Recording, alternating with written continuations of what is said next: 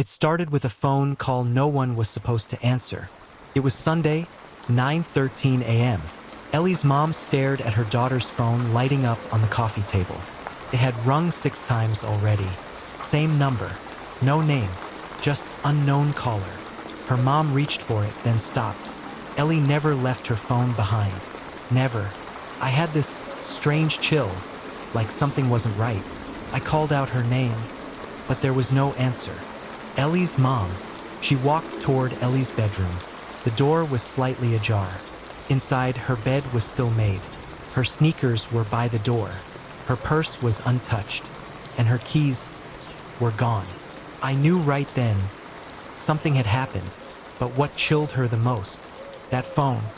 It just kept ringing, and Ellie had already been dead for hours. Monday morning came, and she still wasn't home. But Ellie was never the type to just vanish.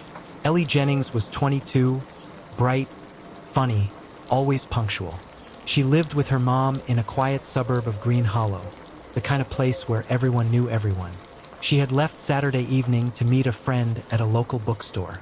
She texted her mom at 7:48 p.m. "Be home by 10. Don't wait up, Red Heart." But 10 came and went.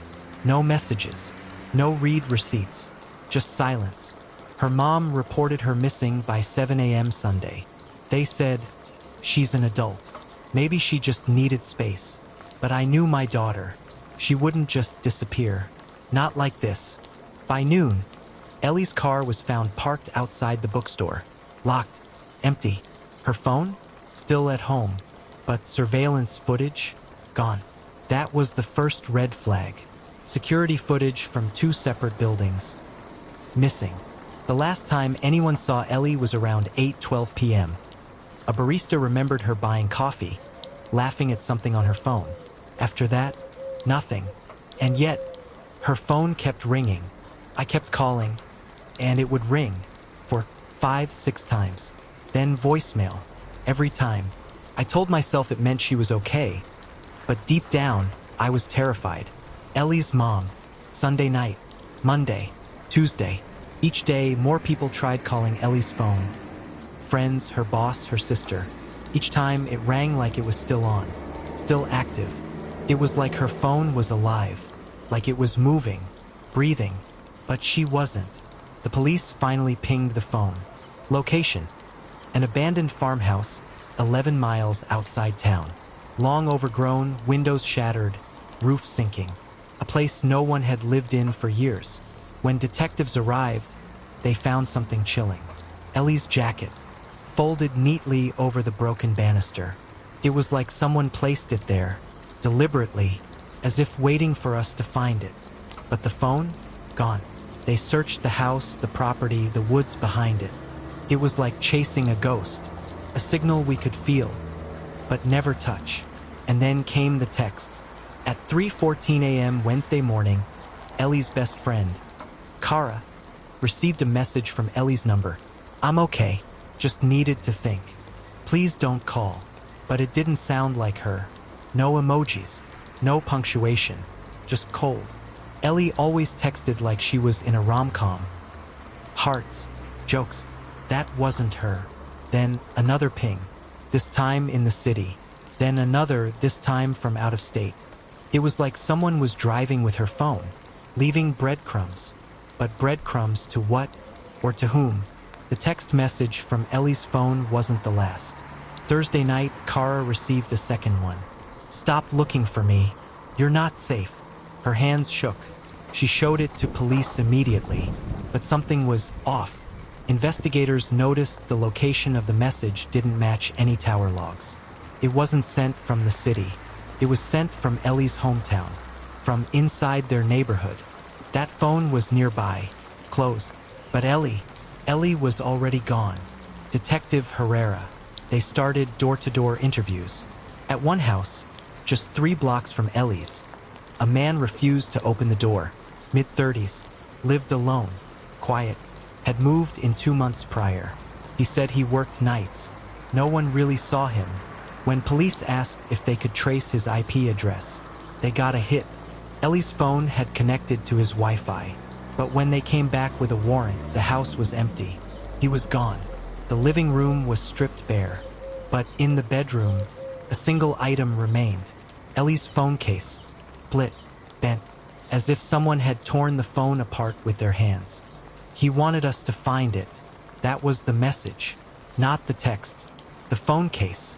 The question wasn't just who he was. It was how he knew her. Ellie never mentioned anyone new. No dating apps. No strange followers. Nothing unusual in her messages, until one detail surfaced. A blurred security image from a local gas station, 3 nights before Ellie died.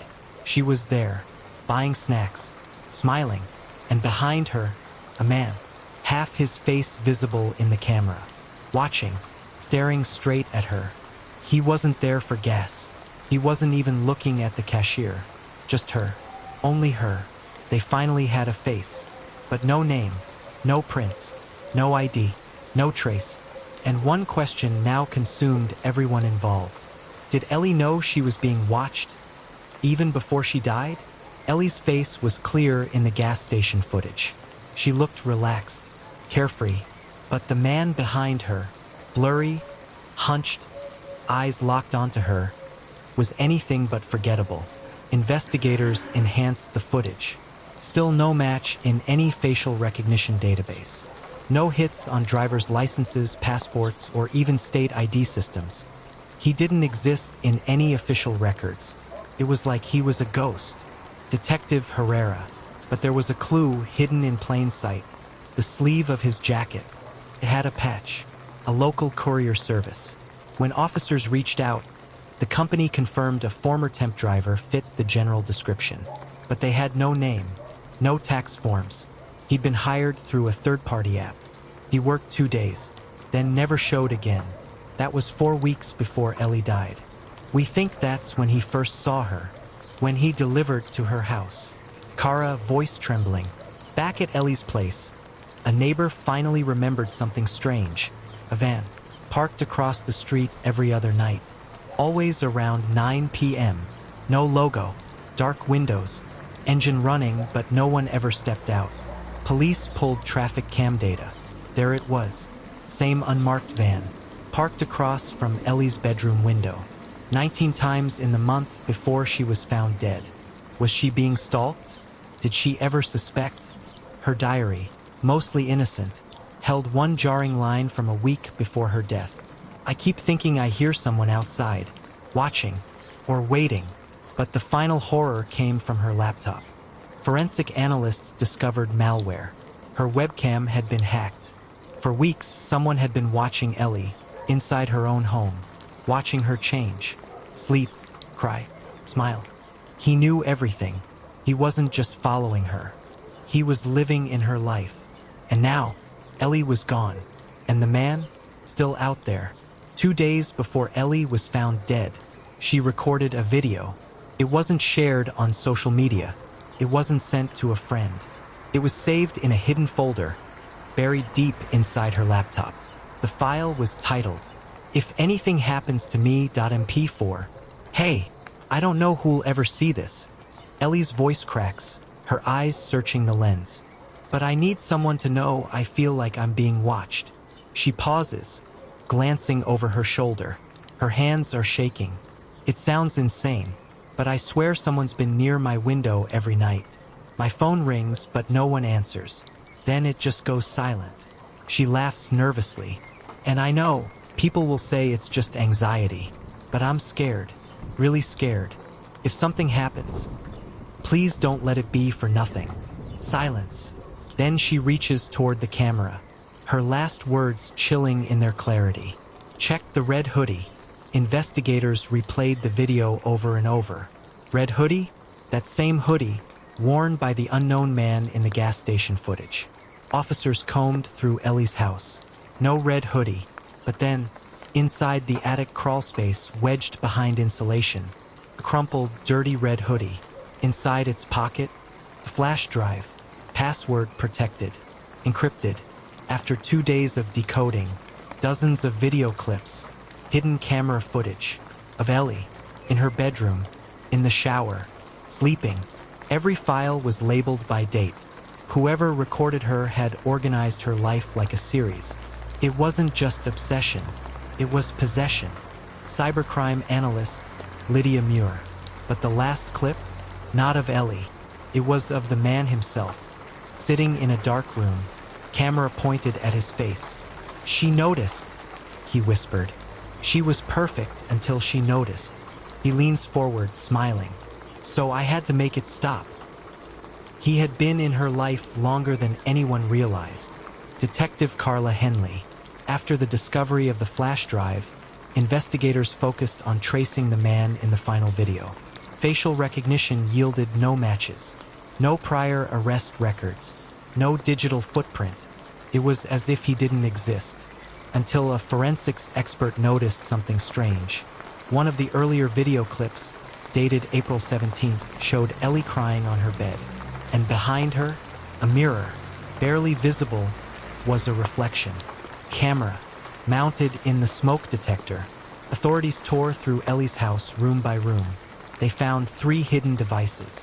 Each one had been professionally installed, not by an amateur, by someone who knew the house's layout intimately. Ellie's landlord? Nope, checked out. Her recent ex-boyfriend? Had an airtight alibi. But the home's previous owner, James Miles, licensed electrician, never removed from the property's access records. When officers ran a check on James, a sealed juvenile record, suspected stalking, mental health intervention at 16, and a restraining order filed by a former girlfriend. He had lived in that house, in Ellie's exact room, and when he sold the home, he never really let go. He had keys. He knew the angles. He knew the creaks in the floorboards. Neighbors reported seeing a man fixing lights weeks before Ellie's death. He was always there, one neighbor said, but I assumed Ellie called him. He watched her for years, Detective Henley said. Not for weeks, years. When officers raided James Miles' current residence, they found journals, hundreds of pages, each one titled with Ellie's name, drawings of her asleep, lists of her grocery receipts, screenshots of her social posts, hand-drawn diagrams of her bedroom, his handwriting looped and manic.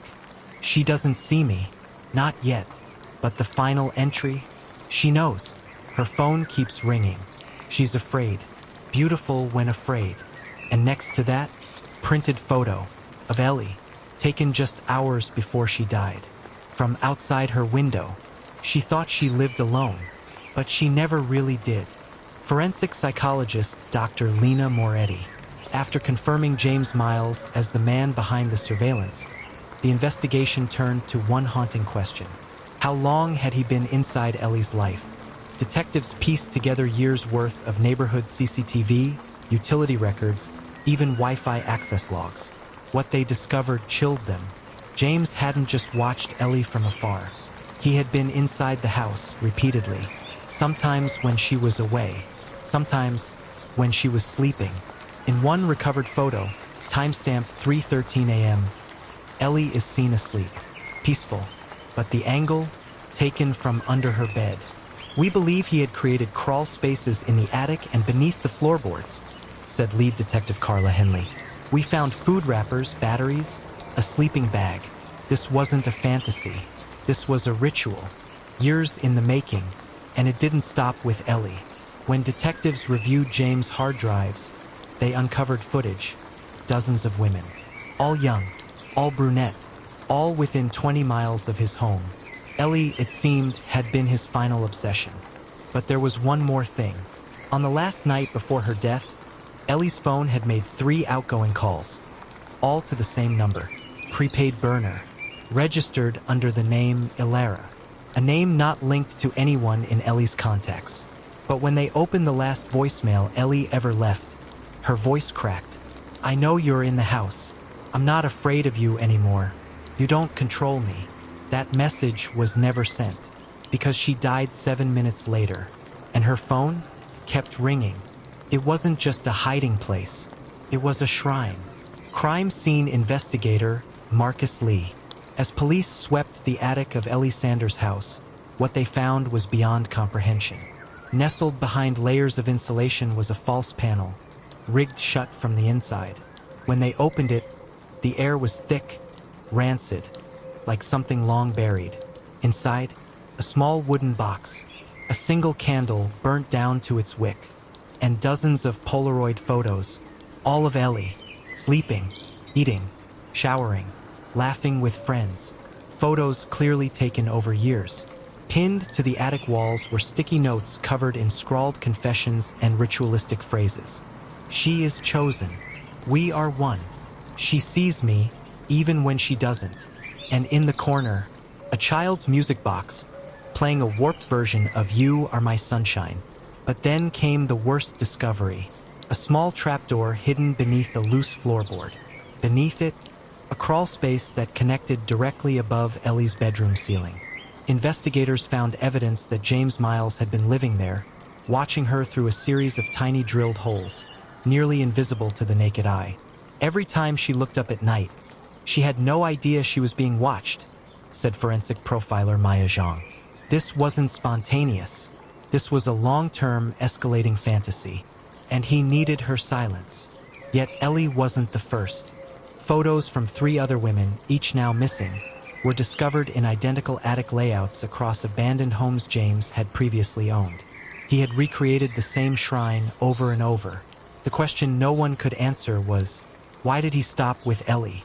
Or did she fight back before he finished his plan? Then the coroner dropped a bombshell. Despite initial reports, Ellie hadn't died from a fall or overdose. There were signs of strangulation, deliberate, calculated. But no fingerprints. Nothing. Except one fiber clutched in her hand, a single strand of red wool, the same color as the sweater James wore in the last photo he ever took of her. She tried to tell us. We just weren't listening. Ellie's best friend, Kara Morgan. While the town reeled from the horrifying discoveries in Ellie Sanders' attic, investigators took one last look at her belongings. That's when they found something everyone had missed. Her phone. It had been in airplane mode, tucked beneath her mattress. And in the Notes app, a draft message, written at 2:41 a.m., just 18 minutes before her estimated time of death. It read, "If you're reading this, I'm already gone. He's here. I hear him in the attic again. I told you I was scared. You said I was being paranoid. Don't let them say I ran. I didn't. I wanted to live. I wanted to be free. His name is..." The message ended mid-sentence. No signature, no name, but it was enough. The district attorney reopened the case, not just as a suspicious death, but as premeditated murder. And then came the final twist. 2 months after the funeral, a letter arrived at the sheriff's office. Unmarked, no return address. Inside, a photo of Ellie, taken after her death. Lying on her back, eyes closed, a red wool sweater folded neatly on her chest. On the back of the photo, scrawled in handwriting that matched the attic notes. "She's mine forever now. You can't bury what watches you." Fingerprints? None. DNA? Contaminated. Postmark? Untraceable. But the psychological imprint it left behind? Permanent. "You think the monster is gone once the story ends," Kara whispered. "But this feels like just the beginning." And for the viewers watching, one question lingers. What if Ellie isn't the only one? And what if he's already chosen his next girl? I wish this was over, but I can still feel her presence.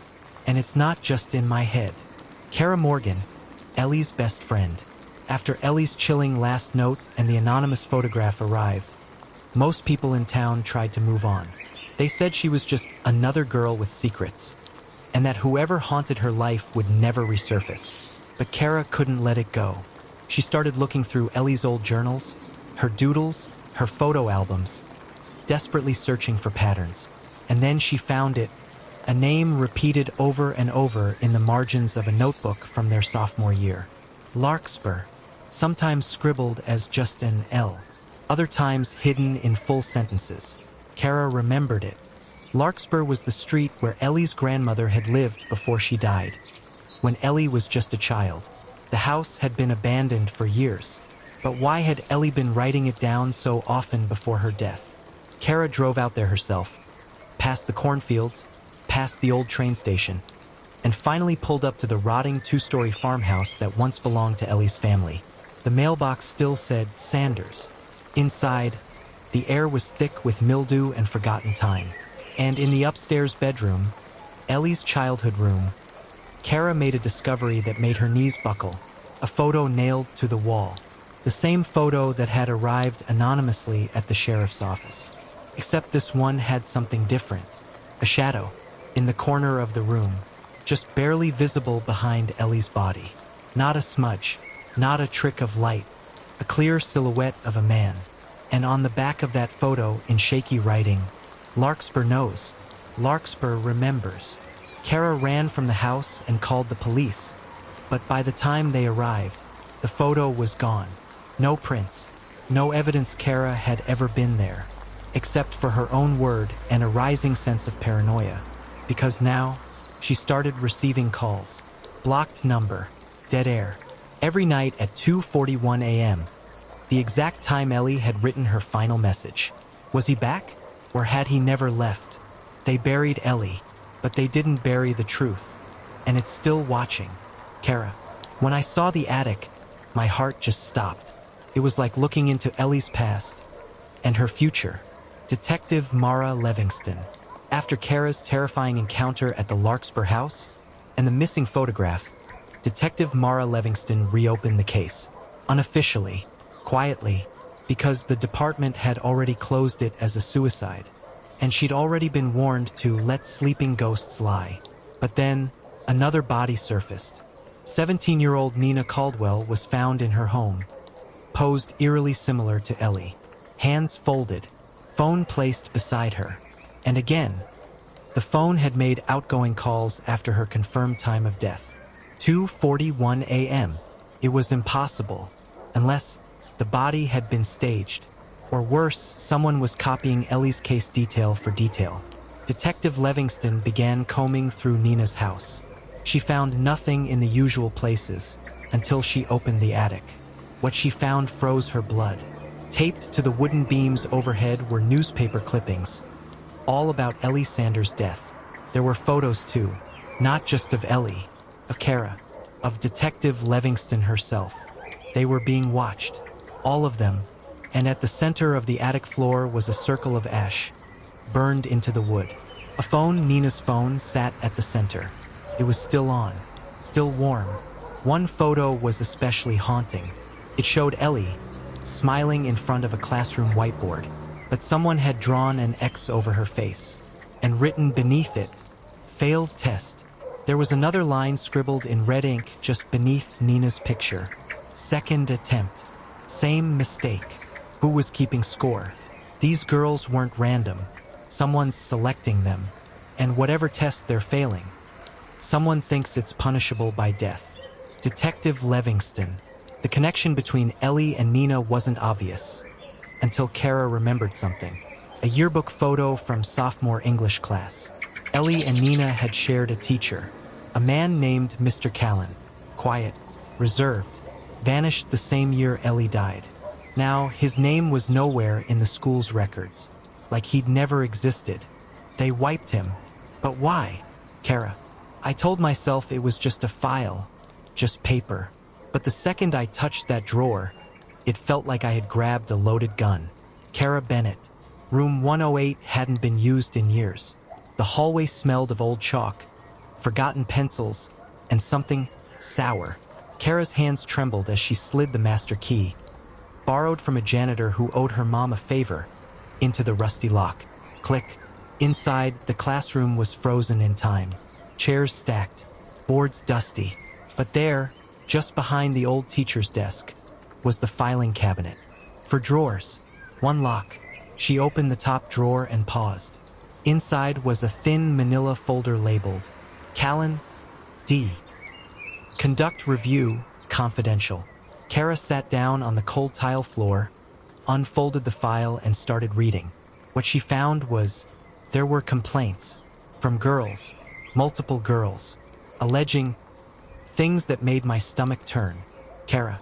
The notes were vague but damning. Emotional distress, inappropriate behavior, late-night tutoring sessions. But every report ended the same way. No action taken.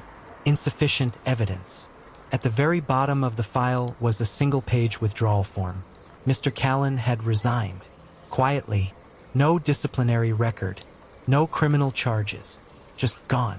But scribbled in red pen along the margin, almost as an afterthought, were 3 chilling words. Recommended for transfer. To where? That's when Kara noticed something taped to the back of the file folder. Polaroid photo. Mr. Callan grinning, arm around a student. Ellie Sanders. The photo had been torn in half, but the expression on Ellie's face was unmistakable. Fear. Dramatic cut to Kara pulling out her phone. She texted Detective Livingston. "I found something. You need to see this. Now." But before she could hit send, the classroom door slammed shut behind her. Footsteps. Slow. Deliberate. Coming closer. It wasn't the building settling. It wasn't my imagination. Someone else was in there with me. Kara. I've never felt time stretch like that. 10 seconds in the dark felt like 10 minutes in hell. Kara Bennett. She backed into a corner, clutching the folder to her chest like a shield. Whoever or whatever was out there wasn't just passing by. They were waiting, watching, listening. Her phone had no service. The silence pressed in around her until she heard it. Creak. Another creak. From under her, she dropped to her knees, swept the dusty floor with her flashlight. Near the old heating vent was a loose board, barely nailed down, a corner already lifted.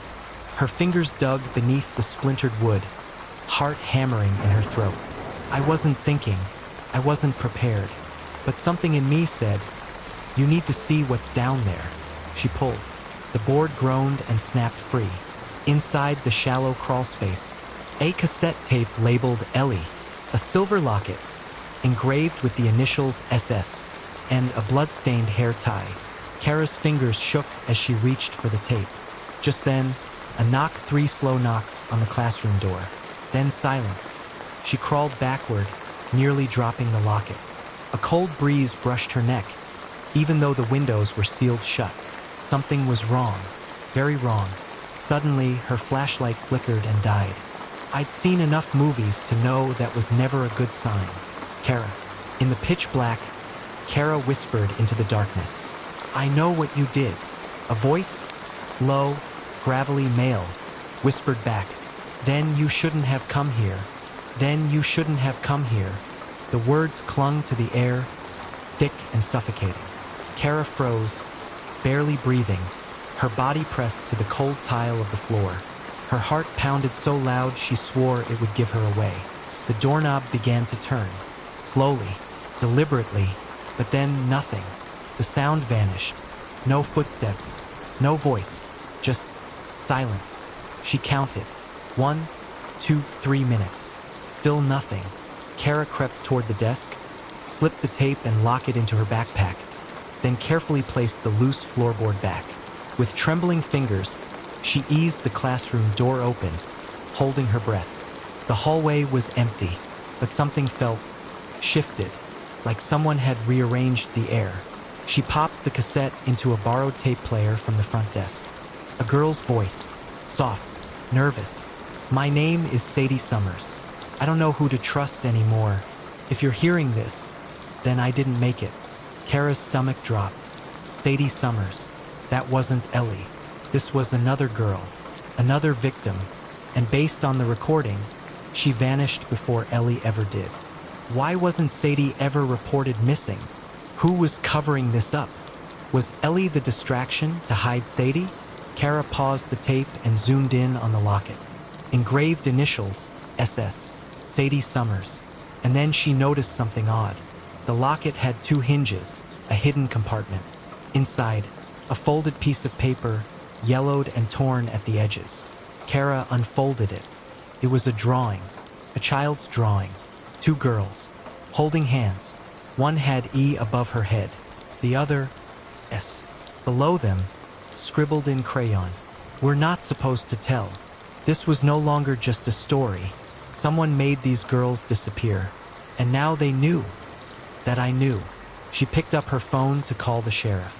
No signal. Again. The motel lights flickered, and just before the screen went dark, a new voicemail appeared from a blocked number. She pressed play. "You're getting too close, Kara.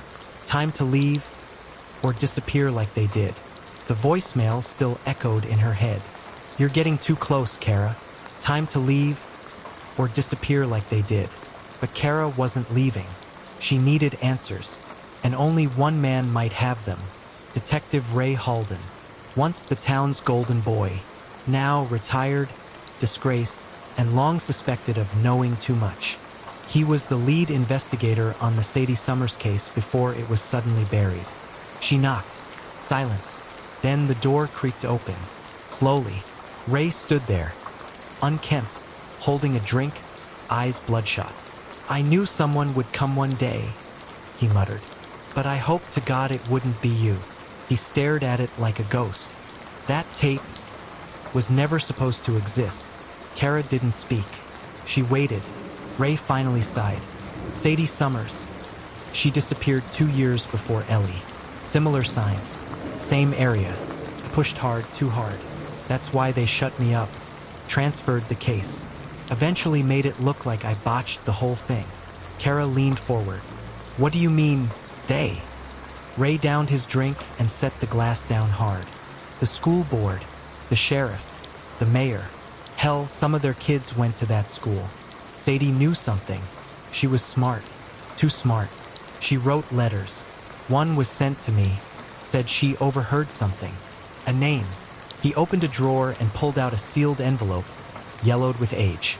Inside was a child's handwriting, shaky but deliberate. "Mr. Halden, I heard Mr. S. talk to the sheriff. He said she needs to be gone by Friday. I think they mean Ellie's sister. I'm scared. Please help. Sadie." Kara blinked. "Ellie's sister?" Ray nodded. Ellie never had a sister. Not that anyone knew about. But Sadie clearly believed she did. "Are you saying the wrong girl was taken?" Ray looked at her, dead serious. "No, I'm saying the right girl was taken, but for the wrong reasons." She laid the letter next to the drawing from the locket. "Two girls. ENS." She whispered, barely audible. Ellie and Sadie were protecting someone. Just then, a knock at her motel door. Kara froze. No one was supposed to know she was back. She approached slowly. Another knock. She opened the door, no one there. But on the ground, a photograph, freshly developed, still damp.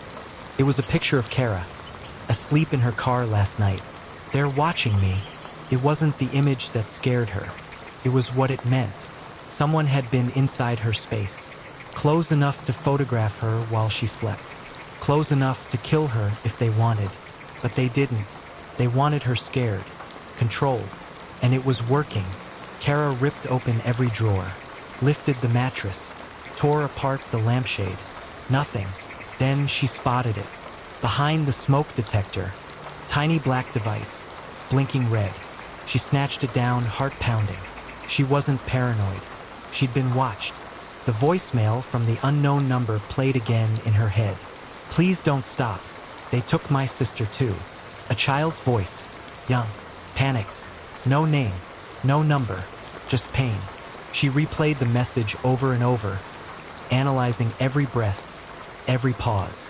There was a faint background noise, wind, or waves. She pulled over at a rest stop and opened her laptop. She remembered something Ray said. Sadie mentioned a place called Mirror Rock. Said it's where secrets go to drown. Kara typed it into her GPS. It was a lake, in the woods, isolated, forgotten. Locals said it got the name because the water was so still it reflected everything, except the truth. A single abandoned cabin stood on the edge of the lake. The air was silent. Even the birds refused to sing. Inside the cabin, dust blanketed the floor, but Kara noticed fresh footprints. She followed them to a trapdoor. It creaked as it opened, revealing a ladder that led underground. "If I go down," she whispered, "I might not come back up." But she went anyway. Files, photos, school records, tapes. It was a hidden archive. One file was marked, Ellie Monroe, Class B. Inside, photos of Ellie. her schedule, disciplinary records, medical files. But then another folder caught her eye. It had no name, just a label, candidates. Inside were pictures of girls, dozens, all with matching descriptions. Age, hair color, height, blood type. Kara whispered, they weren't random victims. They were chosen. Suddenly, a door slammed shut upstairs. Footsteps, heavy. Someone was in the cabin. She could hear a voice, male, rough, talking on the phone. Yeah, someone's been down here. The Monroe file is gone. He paused. You told me it was destroyed. If she finds the Sadie recordings, it's over. Kara's heart stopped. Sadie's voice was on tape. Somewhere. Still alive. Still waiting. She had to get out. But as she crept up the ladder, phone rang. Her phone. She'd left it upstairs. The man turned. The last thing she saw was a shadow lunging toward the trapdoor. If you're hearing this, it means they caught you too. Her head throbbed. Muffled voices came from the front of the van. Then she heard it from a small radio speaker bolted near the ceiling. If you're hearing this, it means they caught you too.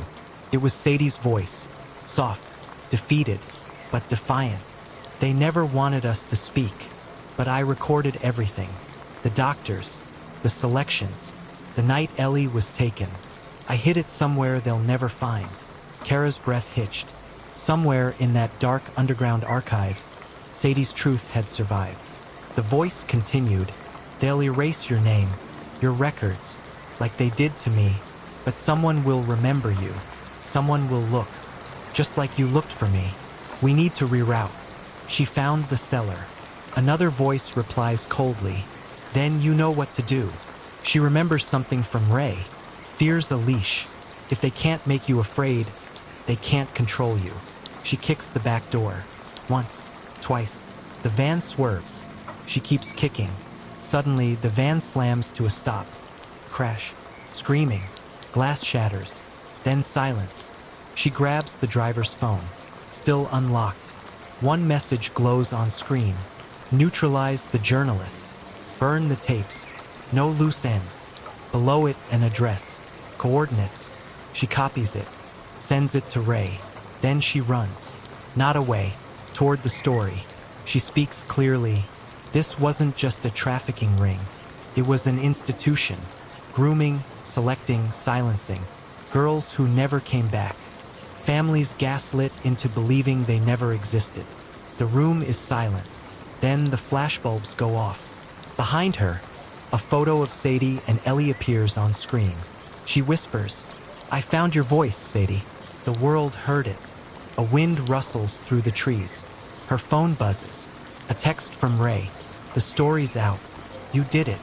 But just as the screen goes black, a new message appears on Kara's phone. Unknown number. You told your story.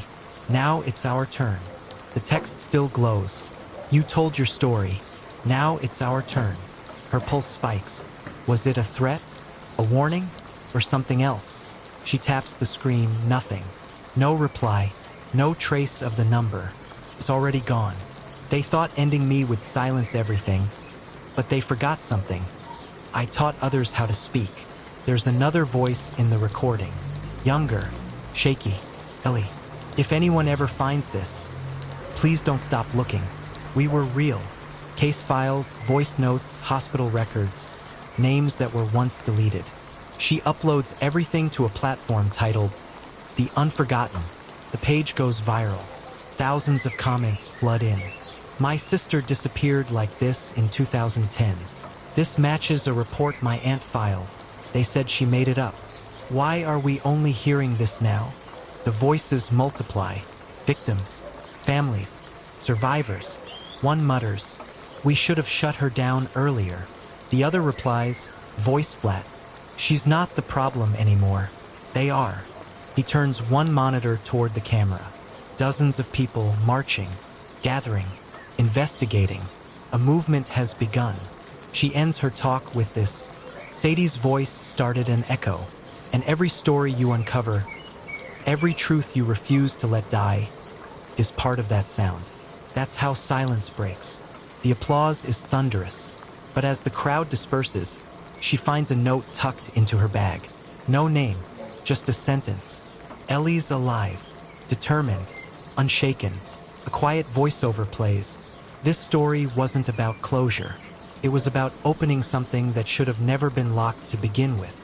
The screen fades to black, but just before it ends, a blurred CCTV image appears. A girl, older, pale, staring directly into the camera. And she looks exactly like Ellie. She steps out slowly, clutching the wrinkled note with coordinates. Her breath clouds in the air. There's only silence, and the smell of pine and damp wood. Inside the cabin, dust hangs in golden light. A single candle flickers on a kitchen table, and beside it, a Polaroid. Ellie, older, bruised, but alive. On the back, in scrawled handwriting, "Don't trust what they say. I'm still running."